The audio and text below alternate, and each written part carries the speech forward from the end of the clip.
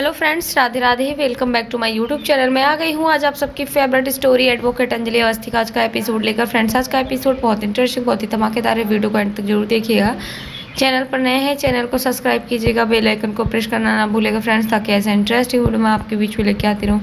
तो फ्रेंड्स, आज के एपिसोड में आप देखने वाले कि यहाँ पर राघव सिंह राजपूत जैसे ही अंजलि के पास फ़ोन करता है तो वो यहाँ पर बोलता है कि मैं अभी उस बहरूपे के सामने हूँ जो तुम्हें अपना पति बताता है। और यहाँ पर वो इस तरीके से बोलता है कि वो मेरा बेटा बताने की कोशिश करता है। तभी यहाँ पर अंजलि बोलती है कि मेरा पति 22 साल पहले ही गुजर गए थे, जो कि अमन सिंह राजपूत थे उस हादसे में, और ये सबको पता है। उस हादसे के बाद मुझे 21 साल बाद होश आया। मुझे नहीं पता कि फिर क्या हुआ, लेकिन आप सबको तो पता है ना पापा कि मेरे पति इस दुनिया में नहीं रहे। तो फिर आप कैसे मान सकते हैं, हो ना हो, ये जो भी हो, मैं बस ये जानती हूँ कि ये मेरे पति अमन सिंह राजपूत नहीं हो सकते। इतना बोल करके वो वहाँ पर रोने लगती है और फिर वो बोलने लगती है कि मैं अपने पति को नहीं भूल सकती, मैं अमन सिंह राजपूत को नहीं भूल सकती। मुझे पता है मेरे पति की आत्मा आसपास रहती है, जो कि मेरी रक्षा करती है। मुझे मालूम है वो मेरे आसपास ही है, लेकिन ये मेरे पति नहीं हो सकते। इस तरीके से वो बोल करके रोने लगती है। और यहाँ पर देखते हैं तभी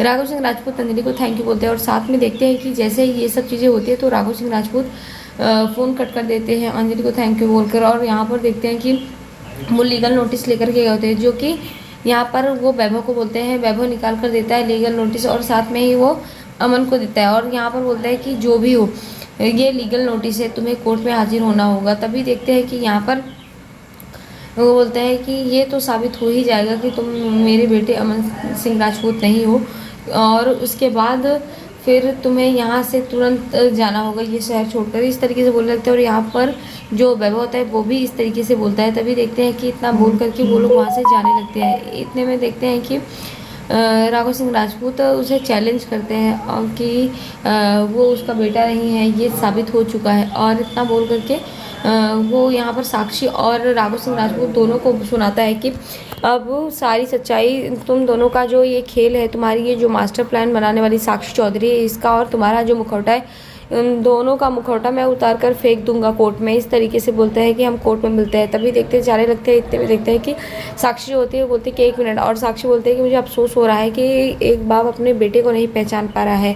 और साथ में ही वो बोलते हैं कि और रही बात पहचानने की, तो मैं भी ये साबित कर दूंगी, क्योंकि राघव सिंह राजपूत यहाँ पर बोलता है कि मैं साबित कर दूंगा कि तुम मेरे बेटे नहीं हो, क्योंकि मेरे बेटे अमन सिंह राजपूत की डेथ सर्टिफिकेट और साथ में ही शमशान की रसीद और बाकी सारी चीज़ें हैं और पोस्टमार्टम रिपोर्ट भी है। तभी यहाँ पर जो यहाँ साक्षी होती है वो भी बताती है कि मेरे पास भी वो सारी रिपोर्ट है, कब इनको रेस्क्यू किया गया था, कब इनको बचाया गया था, और कब इनको हॉस्पिटल में एडमिट किया गया था, यूएस कब लेके गए थे, वो सारी चीज़ें मेरे पास भी है। और वो सब चीज़ें मैं भी कोर्ट में साबित कर दूँगी।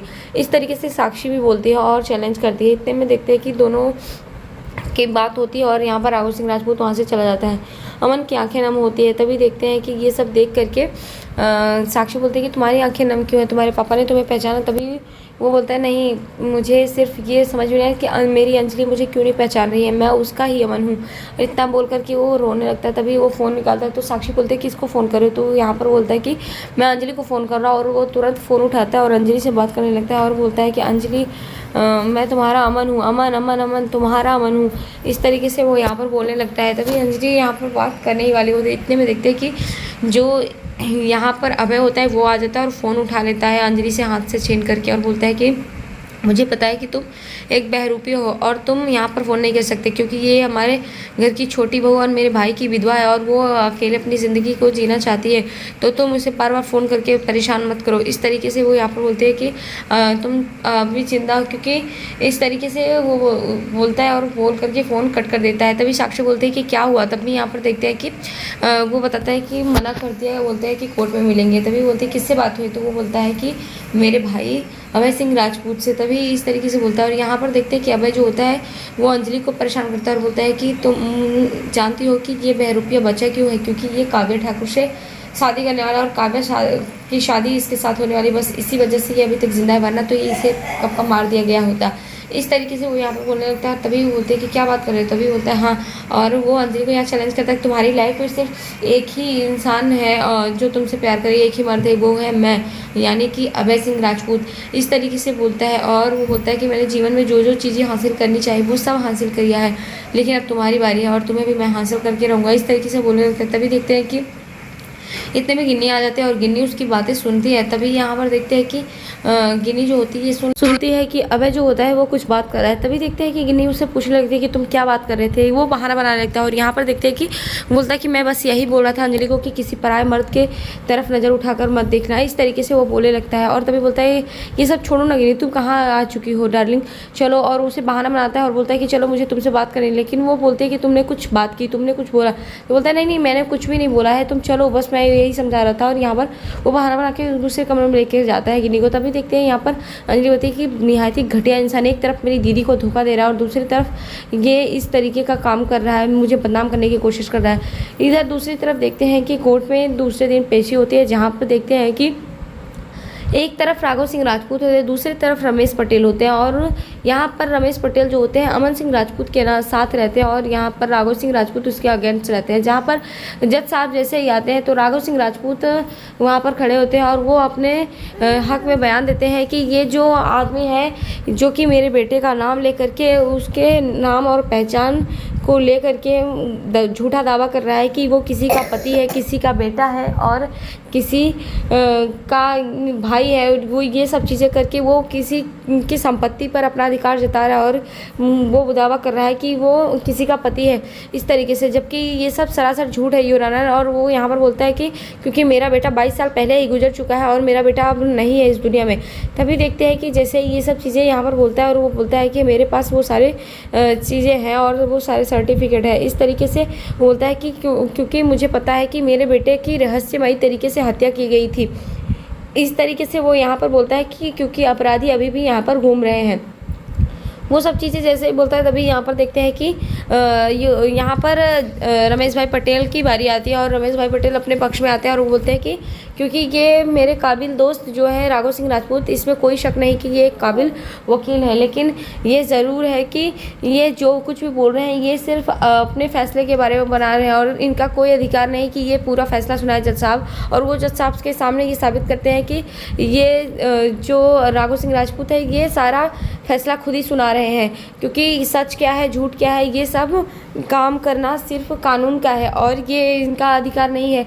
तभी वो रमेश भाई पटेल जो होते हैं वो बोलते हैं कि मुझे भी पता है कि जो अमन सिंह राजपूत हैं, यानी कि जिनको ये भरा हुआ साबित करे वो किस स्थिति से गुजरे थे और उनकी रहस्यमय हत्या किस तरीके से की गई थी और उनके अपराधी इन सब में जुड़े हुए हैं। और आप सबसे पहले जानिए कि इनके जो दामाद हैं युवराज ठाकुर, वो भी उसे बचाने की कोशिश कर रहे हैं ये, ताकि ऐसा कुछ ना हो, क्योंकि ये उसके दामाद है। इस तरीके से वो यहाँ पर बताते हैं और यहाँ पर जज साहब के सामने सारी चीज़ें बोलते हैं। तभी यहाँ पर देखते हैं कि राघव सिंह राजपूत और रमेश भाई पटेल में बहस होने लगती है, जहाँ पर राघव सिंह राजपूत बार बार ये कहने की कोशिश करता है कि ये उसका बेटा नहीं है, ये एक बहरूपिया है और इस तरीके से बोलता है कि वो उसकी नाम और पहचान को छुपा रहा है। तभी देखते हैं रमेश भाई पटेल यहाँ जज के सामने ये चीज़ें साबित करते हैं और वो बोलते हैं कि हमारे काबिल वकील शायद ये भूल रहे हैं और आदमी मर सकता है, आदमी की चीज़ें बदल सकती है, क्योंकि बहुत सारी चीज़ें हैं जो